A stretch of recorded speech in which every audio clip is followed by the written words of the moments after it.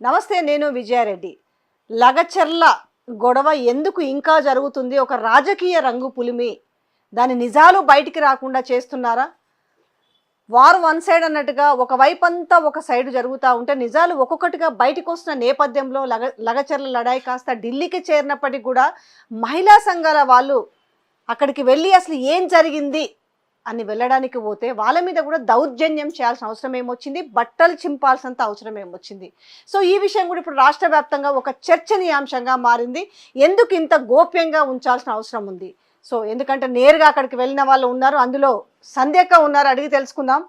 అక్క, ఏం జరిగింది అసలు? లగచర్ల లడాయి అందామా, పంచాయతీ అందామా, రాజకీయ రంగు పులుముకుందందామా, ఇన్ని రకరకాల వర్షన్స్ వినిపిస్తున్న నేపథ్యంలో సో గిరిజన తండాలకు వెళ్తే ఆ మహిళలు చెప్పిన విషయాలు చాలా హృదయ విదారకంగా ఉన్నాయి.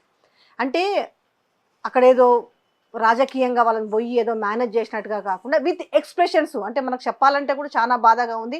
అర్ధరాత్రి పూట పోలీసులు వెళ్ళి మమ్మల్ని ఎక్కడ పడితే అక్కడ పిసికిండ్రు, ఎక్కడ పడితే అక్కడ చేతులు వేసిర్రు అని మాట్లాడుతున్న మాటలు మాకు కూడా కళ్ళకు నీళ్ళు వచ్చినాయి. మీరు పోతే కూడా కనీసం మిమ్మల్ని అక్కడ పోకుండా చేసిర్రు. ఈ మొత్తం చూస్తుంటే మీకు ఏమనిపిస్తుంది? అంటే ఏ ఘటన వెనకైనా రాజకీయ పార్టీలు అంటే ఘటన జరిగితే రాజకీయ పార్టీలు వాళ్ళ ప్రయోజనాలు చూసుకోవడం అనేది మనకేం కొత్త కాదు. కానీ ఇక్కడ విషయం రాజకీయ పార్టీల చుట్టూ తిప్పడం న్యాయం కాదు. ఎందుకంటే రాజకీయ పార్టీలు మాత్రమే చేస్తున్న రగడ కాదు ఇది. అక్కడ ఫార్మర్స్ హెడ్జ్ తీసుకురావాలనుకున్నారు. దాని మీద ప్రజల్లోకి వెళ్ళి ప్రభుత్వం చెప్పుకోవచ్చు. అట్లాగే ప్రజలు తమ నివాస హక్కులు పోతున్నాయని, వాళ్ళ ఉపాధి పోతుందని, వాళ్ళ భూమి పోతుందని భావించినట్లయితే మేము ఇవ్వము అని చెప్పే అవకాశము, హక్కు వాళ్ళకు ఉంటాయి. ఇక్కడ 9 నెలలుగా ప్రజలు మా భూములు ఇవ్వము, ఎందుకంటే ఆ ప్రాంతం అంతా కూడా 75లో ఇందిరమ్మ ఇచ్చినటువంటి భూములు అవి. ఆ భూములు కొన్ని పట్టాలు ఉన్నాయి, కొన్ని అసైన్డ్ ల్యాండ్స్ ఉన్నాయి. దాదాపు 1300 ఎకరాలు ప్రజలు ఆ భూమిని 3 పంటలు వేసుకొని దున్నుకుంటున్నారు. అక్కడ పడావు పడిన భూమి చాలా అసలు ఉంటే నెగ్లిజిబుల్, ఉంటే 5% ఉందేమో, ఇంకా మనం అంత లోతుగా పోనిస్తే కదా. అయితే మేము సేకరించిన సమాచారం మేరకు 75లో ఇచ్చింది. దాని మీద కష్టపడి బోర్లు వేసుకునో ఏదో వాళ్ళ శక్తి మేరకు వ్యవసాయం చేస్తూ వ్యవసాయాన్ని అభివృద్ధి చేసుకున్నారు. అందులో చాలామంది ముంబై కానీ, దుబాయ్ కానీ, గల్ఫ్ కానీ వెళ్ళి పైసలు సంపాదించుకున్నారు. ఎవ్వరు పైసలు సంపాదించినా మీరు కరీంనగర్ పోండి, నిజామాబాద్ పోండి, మన తెలంగాణలో ఏ ఊరైనా పోండి. ఒకప్పుడు కేసీఆర్ చెప్పినట్టు తెలంగాణ అంటే బొగ్గుబాయి, బొంబాయి, దుబాయ్ అన్నట్టు చాలా మటుకి చాలా తెలంగాణ జిల్లాల్లో అయితే ముంబై సైడ్ అంటే సూరత్, భివాండి, ముంబై, లేదంటే గల్ఫ్ పోతారు. ఈ ప్రాంతం పర్టికులర్గా అంతకుముందు నేను వెళ్ళినప్పుడు కూడా చూసినాం, వాళ్ళందరూ ఎక్కువ గల్ఫ్లోనే ఉండేది. అట్లా వీళ్ళు కూడా ఎక్కువ గల్ఫ్ అట్లా పోయినరు, బాగా సంపాదించుకున్నారు. బాగానే అంటే ఇక వాళ్ళు తెచ్చుకుని వాళ్ళ ఇల్లు ఈ రోజు కూడా కొంచెం ఒక మాదిరిగా ఒక డెవలప్ అయితే అయినారు. అంటే ఇది కష్టపడి సంపాదించుకుంది ఎవరైనా ఊర్లో ఇల్లు మీదే పెడతారు. ఇప్పుడు ట్రెండ్ హైదరాబాద్లో జాబులు చేసే వాళ్ళైనా, బిజినెస్లు చేసే వాళ్ళైనా మీరు ఏ ఊరు వండి, మన నేరేడపోతే ఇక్కడ నల్గొండ జిల్లా అందరు కట్టేస్తున్నారు పెద్ద పెద్ద ఇళ్ళు. అది ఎక్కడ వండి తెలంగాణ కావచ్చు, బహుశా ఆంధ్ర కూడా ఉండొచ్చు. ఇదొక సినారియో. అందరూ సొంత ఊరిని డెవలప్ చేసుకుంటున్నారంటే మంచి ఇల్లు కట్టుకుని హాలిడేస్కి వెళ్ళడమైనా ఇంకోటైనా ఊరితో అనుబంధాన్ని పెంచుకుంటున్నారు. దాని సారాంశం అదే. ఇక్కడ ఇప్పుడు మన ఆర్బీ తండా చూసినా, పులిచెర్ల తండా చూసినా మంచి మంచి ఇల్లు కోటిన్నరతో కట్టుకున్నారు. వీళ్ళు ప్యాకేజ్ కింద 2 BHK ఇల్లు ఇస్తామంటే తీసుకుంటారా చెప్పండి? ఇల్లుకి ఇల్లు అట 2 BHK ఇల్లు, లేకపోతే వాళ్ళు ఇచ్చేవే అవి, ఎక్కడైనా ఆర్ఆర్లో అవే. అంటే వాడు కోటిన్నర ఇల్లు పెట్టుకున్నాడు, 2 BHK ఇల్లు తీసుకుని సంతృప్తి పడతాడా? 3 పంటల భూములు వదులుకుంటారా? వాళ్ళకి ఉపాధికి కరువు లేదు. అందుకంటే వాళ్ళందరూ కష్టపడి పని చేసుకునే కమ్యూనిటీ. మీరు తెలంగాణలో మీరు ఎక్కడికన్నా పోండి, వ్యవసాయం ఎవరు బాగా చేస్తారంటే గుడ్డిగా చెప్పేది బంజారాస్. అట్లాంటి లంబాడి తండాల్లో వాళ్ళు వ్యవసాయమే ప్రధానంగా. ఇవాళ ఇంకా వ్యవసాయం మిగిలింది, బతుకుంది, జరుగుతుందంటే వాళ్ళే మనం ఏ వాస్తవాన్ని ఆ వాస్తవంగానే చెప్పుకోవాలి. సో అట్లాంటి వ్యవసాయాన్ని మీద ఆధారపడి భూముల్ని బంగారం పండే పంటలు, బంగారం పండే భూములుగా మార్చుకున్నారు వాళ్ళ శ్రమతో. ఇందులో ఇవాళ ఆ భూములు ఇవ్వమంటే ఆ భూములు ఇవ్వడానికి వాళ్ళు నిరాకరిస్తున్నారు అనేది ఫ్యాక్ట్. రిహాబిలేట్ చేసి సరే మంచో చెడో వాళ్ళకి వెళ్ళి కన్విన్స్ చేసి ఒకవేళ ఆ వేళ వెళ్ళుంటే బాగుంటుందేమో అనేది ఒక చర్చ. అంటే ఒక్కొక్కసారి వాళ్ళు అంటే చెప్తున్నారు కనీసం వాళ్ళు చెప్తున్నారు. మాకొచ్చి ఒక్కసారి కూడా మేము 8 నెలల నుంచి పోరాటం చేస్తున్నాము. కానీ ఒక్క రోజన్నా మా దగ్గరకొచ్చి ఇది పరిస్థితి అని చెప్పట్లేరు. ఎంతసేపు భూములు గుంజుకుంటాము అదేనండి. అనేది. ఇప్పుడు ఫ్యాక్ట్‌లోకెళ్తే పోలేపల్లి, హకీంపేట, లగచర్ల, హ్మ్. నల్లజర్ల తండ, ఆర్‌బీ తండ మొత్తంకే పోతాయి. 5 ఊర్లో తండాలు. ఇల్లు, భూములతో కంప్లీట్. సహా పోతాయి. మిగతాయి 40%, 30%, 45% అట్లా పోతున్నాయి. పోలేపల్లి గానీ, లగచర్ల గానీ, హకీంపేట గానీ. అయితే అక్కడొక పోలేపల్లి ఉంది. పాతగా కాదు. సరే వీళ్ళందరూ ఆ పాత పోలేపల్లి అరవిందో తీసుకుంది కదా! ఆ పాత పోలేపల్లికి పోయి మొత్తం స్టడీ చేశారు వీళ్ళంతా. పోతే అక్కడ అసలు మీరు భూములు పొరపాటున ఇయ్యకండి. మేము ఇచ్చి Yes. నష్టమవుతున్నాం. మేము చాలా తప్పు చేసినాం. మాకు పుట్టే పిల్లలు కూడా బతకట్లేదు. పుట్టినా కూడా రోగాలతో పుడుతున్నారు. ఇక్కడ గ్రౌండ్ పొల్యూషన్ చాలా జరుగుతుంది. ఎయిర్ పొల్యూషన్ పక్కకు పెట్టండి. గ్రౌండ్ పొల్యూషన్ చాలా ప్రమాదకరం. మన భావితరాలు మన భవిష్యత్తు కూడా నాశనమే అని చెప్పారు. అట్లా మిగతా 3 ఈ మొత్తం పోయే 2 అయితే 3 గ్రామాల వాళ్ళు కలిసి టెంట్లేస్తున్నారు. టెంట్లు కలెక్టర్ ఘటనకు ముందే ఉన్నాయా లేవా ఆ వాస్తవం పరిశీలించాలి. 8 నెలలుగా వాళ్ళు ధర్నాలు చేస్తున్నారు, టెంట్లు వేసుకున్నారు, ప్రొటెస్టులు చేస్తున్నారు. బహుశా బయట సమాజం నుంచి మాలాంటి సంఘాలు పోలేకపోవచ్చు. ఎందుకంటే మేము ఒక పక్కన చాలా వాటిల్లో ఉన్నాం మేము. లిథనాల్ దాంట్లో వాటిలో అన్నిట్లలో పనిచేస్తున్నాం. మూసి ఇవన్నీ కూడా నడుస్తున్నాయి పోరాటాలు. దామగుండం, మూసి, లిథనాల్. సరే అది విన్నాము. వాళ్ళు కూడా మన దృష్టికి తెచ్చారు. ఈ లోపల పోయే లోపల కలెక్టర్ ఘటన జరిగింది. సరే ఇది పరిశీలిద్దాం అనే లోపల మేము నిన్న ఎందుకు వెళ్ళాము అంటే అక్కడ నుంచి మహిళలు మాకు మెసేజ్లు పెట్టారు. ఆడియో మెసేజ్లు వచ్చినాయి, టెక్స్ట్ మెసేజ్లు వచ్చినాయి. దాని సారాంశం ఏంటంటే అవి నిన్న పోలీసులకు కూడా మేము చూపించాం. అసలు మేము ఎంత ఫెయిర్గా ఉండాలని ప్రయత్నించామంటే ఇందులో మాకు పొలిటికల్ మోటివ్స్ లేవు. మహిళలు మమ్మల్ని అప్రోచ్ అయ్యారు. చూడండి, మీ ఆడియోలు వినండి, చూడండి. వీటిని మేము మా ఉమెన్ అండ్ ట్రాన్స్జెండర్ జాక్లో మళ్ళీ పెట్టుకున్నాం. ఇట్లా మనల్ని కోరారు రమ్మని. మనం ఏం చేద్దాము, ఫ్యాక్ట్ ఫైండింగ్ వెళ్దామా అంటే మాకు 4 days దాని మీద డిస్కషన్ చేసుకుని ఫైనల్గా నిన్న టీం ఆర్గనైజ్ చేసుకుని వెళ్ళాం. దాని అర్థము మేము పొలిటికల్ మోటివ్స్ అనేది వాళ్ళు ఎలా చెప్తారు, లేదా మేము వెళ్ళి రెచ్చగొడుతున్నాం అనేది ఎలా చెప్పగలుగుతారు? వాళ్ళ అనుమానం. వాళ్ళు చెప్తున్నారు, మీకేంటి ఆధారం మమ్మల్ని చూస్తే అట్లా అనిపిస్తుంది అంటే, మాకు తెలిసి మీరు అలాంటి వాళ్ళు కాదు, మీరు నిజంగా ఫ్యాక్ట్ ఫైండింగ్కే వచ్చి ఉంటారు, కానీ అక్కడ సిచ్యుయేషన్ బాగాలేదు, ఇప్పుడు వెళ్ళకూడదు అంటే. ఏం బాగాలేదు, మీరు రండి మాతో పాటు, మీరు కూడా మాతోటే ఉండి మేమేం సేకరిస్తున్నాం ఇన్ఫర్మేషన్. ఇది విషయ సేకరణ. విషయ సేకరణలో మేము ఎవరినైనా రెచ్చగొడుతున్నామా, వాళ్ళకి ఏమైనా ఉల్టా బోధిస్తున్నామా, వాళ్ళ నుంచి తెలుసుకుంటున్నామా, రాసుకుంటున్నామా, రికార్డ్ చేస్తున్నామా చూడండి. మాతో మీడియా కూడా లేదు మీరు భయపడడానికి. ఒక్క మీడియా పర్సన్ లేదు. సజయ జర్నలిస్ట్గా ఉంది మాతో, టీం మెంబర్గా. ఆమె మా ఉమెన్స్ గ్రూప్ మెంబర్గా. ప్రొఫెసర్ పద్మజా షా ఉన్నారు. అట్లాగే మహిళా సంఘాలు ఝాన్సీ, అనసూయ, సిఎంఎస్ జ్యోతి, మేమంతా ఉన్నాం. ఇక్కడ విషయం ఏంటంటే మేము ఎంత కన్విన్స్ చేసినా వాళ్ళు కన్విన్స్ కారు. మీరు వెళ్ళొద్దు అంటారు. మాకు విషయం తెలుసుకునే హక్కు లేదని మీరు భావిస్తున్నారా అంటే, మేము ఎప్పుడు ఈ 40 ఏళ్లలో ఎక్కడికైనా మేము ఫ్యాక్ట్ ఫైండింగ్ వెళ్ళాలనుకుంటే వెళ్ళాం. ఎవరు మమ్మల్ని ఆపలా.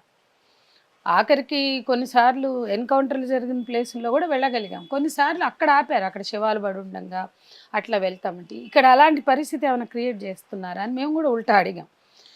మీరు రండి అన్నాం. మేము రాము, మేము వచ్చే పరిస్థితి లేదంటే మీకు మేము రక్షణ కల్పిస్తాం అన్నాం. మీ ఒంటి మీరు చేయకుండా మేము చూసుకుంటాం అన్నాం. అంటే ఆ స్థితికి ఆర్గ్యుమెంట్స్ జరిగినాయి. అయినా కూడా మిమ్మల్ని ప్రివెంటివ్ అరెస్ట్ చేస్తాం, మీరు మీ అంతకు మీరు ఎక్కండి వెహికల్స్ అంటే, మేము ఫ్యాక్ట్ ఫైండింగ్కి వచ్చాం కానీ మీ వెహికల్స్ ఎక్కి ప్రివెంటివ్ అరెస్ట్ అవ్వడానికి వచ్చామా, మేము ఎక్కమన్నాం. అట్లా వాగ్వివాదం చాలాసేపు జరిగినాక మహిళా కానిస్టేబుల్స్ ముందు 2 ఉండే. ఆ 2 నేను చెప్పిన మాకు ఒక్కొక్కళ్ళు మీరు 6 పట్టుకున్నా మేము గదిలాము, ఎందుకు వృధా ప్రయత్నం. ఆ అమ్మాయిలు పాపం ఊకే వచ్చి రండి మేడం అంటున్నారు. అంటే అది కాదమ్మా, మేము అట్లా రాము అంటే, మీరు చెప్పండి. ఈ లోపల ఎస్పీతో మాట్లాడాం, కోదండరామ్ సార్కి చేశాం. కోదండరామ్ సార్ కూడా ఎస్పీకి చేశారు, ఎమ్మెల్యేకి చేశారు. వాళ్ళని వెళ్ళనివ్వండి, ఎందుకు ఆపుతున్నారు అని సార్ కూడా చెప్పారు. సార్ మళ్ళీ మాకు చేసి, అమ్మ నేను చెప్పాను అంటే ఇంకో కొంచెం సేపు ఎదురు చూసాం. ఒకవేళ కోదండరామ్ ఎస్పీ గారితో ఎమ్మెల్యేతో మాట్లాడారు, ఎలా చేస్తారు. ఏం జరిగిన ఉపయోగం లేదండి. లాస్ట్కి మహిళా కానిస్టేబుల్స్ని పెంచి ఇక మా మీద ఉసిగొలిపాడు ఆయన శ్రీధర్ రెడ్డి సిఐ. రవూఫ్ అని ఎస్ఐ పాపం చాలాసేపు బతిమలాడాడు. ఆ తర్వాత డిఎస్పీ వచ్చి ఆయన కూడా రిక్వెస్ట్ చేయడానికి చూశారు. కానీ ఈ లోపల శ్రీధర్ రెడ్డి మహిళా కానిస్టేబుల్స్ రాగానే ఎక్కించండి ఏంది చూస్తున్నారు, వాళ్ళు ఎంతసేపు చెప్తాం, వాళ్ళు వినట్లేదు, ఎక్కించండి అన్నారు. అంటే వాళ్ళు పాపం ఆలోచిస్తుంటే మీరు ఊరికే అట్లా రెచ్చగొట్టకండి అని మేము అన్నాం. అనే లోపల లాగి పడేయడం స్టార్ట్ చేసినారు. ఇక నన్ను ఒక్కదాన్ని 5, 6 పట్టుకున్నారు. మరి మా వాళ్ళు కూడా ఉన్నారు కదా! మా పీఓడబ్ల్యూ నాయకులు ఉన్నారు, ఇతర నాయకులు ఉన్నారు. వాళ్ళందరూ నన్ను ఇటు గుంజి, వాళ్ళు అటు గుంజి మొత్తం వెనక డ్రెస్ చిరిగిపోయింది. సో, ఇలా జరిగింది. అంతే అదే పరిస్థితి అసలు. మీకు మీ డ్రెస్ చినిగిపోయేంత, లాగి పడేసేంత సినారియో ఏముంది? మీరు పోయింది సరే ఏంటి ఇవన్నీ దానికి? మనకెప్పుడు కొత్త కాదులే గానీ ఫ్యాక్ట్ ఫైండింగ్‌కి ఆ! పోయినప్పుడు ఎందుకు ఇక్కడ అని అదే. అంటున్నాను. ఇప్పుడు ఇది కొత్త కాదు. అనేక హ్మ్. సందర్భాల్లో యుద్ధం అవన్నీ చేసుకున్నాం. విద్యుత్ ఉద్యమం నుంచి మొదలుపెడితే తుపాకీ గుళ్ళు కూడా ఇటు ఇటు దూసుకుపోయినాయి. ఒక క్షణంలో తప్పించుకునే సందర్భాలు కూడా ఉన్నాయి. ఇక పోలీస్ కేసులు ఇవన్నీ మాకు కొత్త కాదు గానీ, నిన్న ఫ్యాక్ట్ ఫైండింగ్‌కెళ్తే అంత వ్యతిరేకత ఎందుకుంది? ఎందుకు భయపడ్డారు? మీరు రండంటే మేము రామంటారు.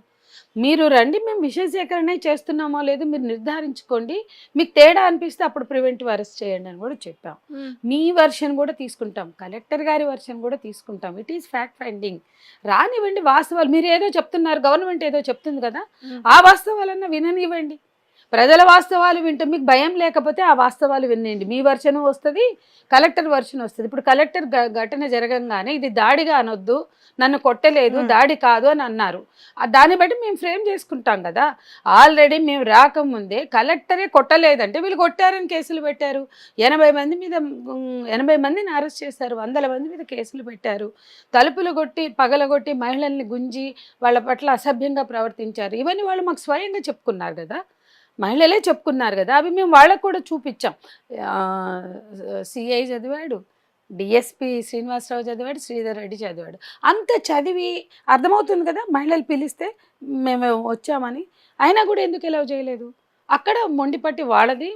మేము ప్రివెంటివ్ అరెస్ట్ కాము. అసలు మమ్మల్ని ఎట్లా అరెస్ట్ చేస్తారు? వాళ్ళ ఉద్దేశం అరెస్టే. మేము అరెస్ట్‌కి ఒప్పుకోలేదు కాబట్టి ఘర్షణ జరిగింది. ఆ ఘర్షణలో అంటే ఓవరాల్‌గా ఎందుకు అనిపించింది? అంతా మిమ్మల్ని పంపించకుండా ఇప్పుడు మీరు గతంలో చేసిన పోరాటాలు అంటే అవంతా కూడా గతంలో అయినా ఇప్పుడైనా పాలకులు బలవంతంగా ల్యాండ్ పూలింగ్ చేయాలనుకున్నప్పుడు టెర్రరైజ్ చేస్తారు. వాళ్ళ ఉద్దేశం ల్యాండ్ పూలింగ్. గత ప్రభుత్వాలు అదే చేసినాయి. 10 ఏళ్ల బీఆర్ఎస్ ప్రభుత్వంలో కూడా చూసాం.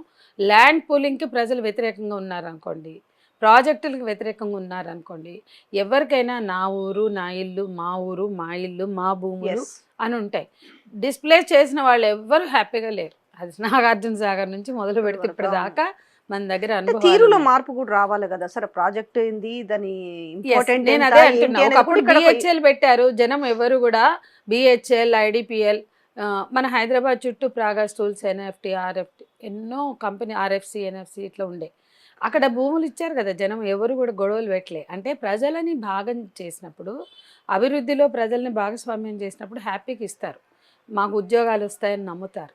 ఈ ఈ అభివృద్ధి మా అభివృద్ధిగా ఉంటుందని నమ్ముతారు. ఆ ప్రాసెస్ జరగనప్పుడు ఖచ్చితంగా ప్రజల్లో వ్యతిరేకత వస్తది. ప్రజల్ని కన్విన్స్ చేయాల్సిన బాధ్యత పాలకులదే అవుతది. కానీ టెర్రరైజ్ చేయడం, ల్యాండ్ పూలింగ్ చేయడం ఇక్కడ ఖచ్చితంగా వాళ్ళ ఇంటెన్షన్ మనకు కనపడుతుంది. 1300 ఎకరాల్లో 700 దాకా అసైన్డ్ ల్యాండ్స్ ఉన్నాయి. అవును. వాటికి రూపాయి డబ్బులు ఇవ్వకుండా తీసుకోవాలని వీళ్ళు అడిగినారు. మరి ఈ భూముల సంగతి ఏంటంటే గవర్నమెంట్ భూములు కదా అని మాట్లాడుతున్నారు. ఇంకా వాళ్ళకి భయం ఉండదా? అరే ఇన్నాళ్ళు మేము దాని మీద 75 నుంచి బతుకుతున్నారు. 50 ఏళ్ల నుంచి దాని మీద బతుకుతున్నటువంటి వాళ్ళని అవి మీవి కావు అని మాట్లాడితే వాళ్ళు ఎందుకు ఒప్పుకుంటారు అందులోంచి కదలడానికి? First point. ఏదైనా ఒక ప్రాసెస్ తీసుకోవాలి. ఒక నోటిఫికేషన్ ఇచ్చేసి పబ్లిక్ హియరింగ్ ఇంతవరకు జరగలేదు. ఆ రోజు దండోరా కొట్టారు. కలెక్టర్ ఇన్సిడెంట్ జరిగిన రోజు దండోరా కొట్టారు. దండోరా కొడితే గవర్నమెంట్ డిక్లరేషనా? అంటే అది నోటిఫికేషన్ ఇచ్చి దండోరా కడితే పబ్లిక్ హియరింగా? ప్రజల అభిప్రాయం సేకరణ జరిగినట్లా కాదు కదా! యాక్చువల్ కలెక్టర్ కన్విన్స్ చేసే ప్రయత్నం చేసి ఉండొచ్చు. ఇప్పుడు మనకి ఇక్కడ కలెక్టర్ ఆ తర్వాత కూడా నన్ను ఎవరు కొట్టలేదు, నా మీద దాడిగా మాట్లాడొద్దు అని చెప్పిన దాన్ని బట్టి కలెక్టర్ పట్ల మాకు ఇంకా మేము ఆయనతో కూడా మమ్మల్ని ఇంకొక విషయం, హైదరాబాద్ శివార్ల వరకు మా ఇంటి వచ్చారు. మేము పరిగిలో ఆగి ప్రెస్ మీట్ పెట్టినా ఉన్నారు. మేము పరిగి నుంచి వికారాబాద్ పోయాం, అక్కడికి వచ్చారు. మా హైదరాబాద్ అంటే రంగారెడ్డి జిల్లా బార్డర్ల వరకు వాళ్ళు మా ఎమ్మటే వచ్చారు. అంటే మేము కలెక్టర్ని కలవడానికి వెళ్ళినా లేకపోతే ఇంకోటైనా అక్కడ అసలు అవకాశం లేకుండా చేశారు. మీరు ఎక్కడికి వెళ్ళొద్దు. పోలీసులుగా వాళ్ళు చెప్తారట. మేమన్నా మేము ఇక్కడ మీది మేమెందుకు తీసుకుంటాం, మమ్మల్ని ఊళ్ళో జనంతో తీసుకొని ఇస్తే మేము చెప్తాం అంటారు. మీరు చెప్పినా మేము తీసుకోం. ఎందుకంటే మేము ప్రజల దగ్గర తీసుకుని మీ దగ్గరికి వద్దాం అనుకున్నాం మీ వర్షన్ కోసం. అని మేము కూడా మీద అవసరం లేదని చెప్పాం. అట్లా అయింది. ఓకే. ఇప్పుడు భూములు తీసుకోవడం అని కావచ్చు, ఒక రాద్ధాంతం జరగవచ్చు, ఆవేశం ఉండొచ్చు, ఆవేదన ఉండొచ్చు, రకరకాల ఇష్యూలో సరే దాడి జరిగిందంటున్నారు, కరెక్ట్ జరగలేదన్నారు. ఇది ఒకసారి పక్కన పెడితే మహిళలు చెప్తున్న బాధలు, మహిళలు చెప్తున్న మాటలు. ఇప్పుడు ఆ జ్యోతి అనేటామె ఆల్రెడీ డెలివరీకి దగ్గరలో ఉన్న ఆమె ఒక చీర కట్టుకొని వచ్చి గత 4-5 వారం రోజుల నుంచి తిరుగుతా ఉంది. ఢిల్లీలో ఎక్కని గడప ఉంది. దిగని గడప అనుకుంటా. ఇంత పరిస్థితి అంటే ముందు భూములు పక్కన పెడితే అనవసరంగా అరెస్ట్ చేసిర్రు. ఇది ప్రశ్నిస్తుంటే పోలీసులు 100 మంది ఇళ్లలో జొరబడి మా మీద అసభ్యంగా బిహేవ్ చేసిరు అనే మాట ఈ రోజు అందరికి అంటే ఆ వాళ్ళు మాకు అవసరం పంపిన ఏముంది అనేది ఇక్కడ పాయింట్ కదా. వాళ్ళు పంపిన టెక్స్ట్ మెసేజ్లు, ఆడియో మెసేజ్లో ఉన్న సారాంశం కూడా అదే. వాళ్ళు ఏమంటున్నారంటే మేము కోర్టుల చుట్టూ తిరగలేక అలసిపోతున్నాం. నిజంగానే ఇప్పుడు కోర్టుల చుట్టూ తిరిగితే వాళ్ళకి ఇచ్చే డబ్బులు ఎవరిస్తారు? అక్కడ వాళ్ళ భర్తలో, కొడుకులో, తమ్ముళ్ళు, అన్నదమ్ములో జైళ్ళల్లో ఉన్నారు. అసలు ఈ మహిళలకి అందరికీ కోర్టుల చుట్టూ, పోలీసుల చుట్టూ తిరిగేంత ఎక్స్పోజర్ కూడా అందరికీ ఉండదు. వాళ్ళకి మ్యాక్సిమం వచ్చేది వాళ్ళ ఇళ్ళ కాడికి వస్తే లొల్లి పెడతారు. మా భూములు ఇయ్యం, మా ప్రాణాలైనా వాళ్ళు చెప్తున్నారు మా ప్రాణాలు పోయినా మేము భూములు ఇయ్యమని చెప్తున్నారు.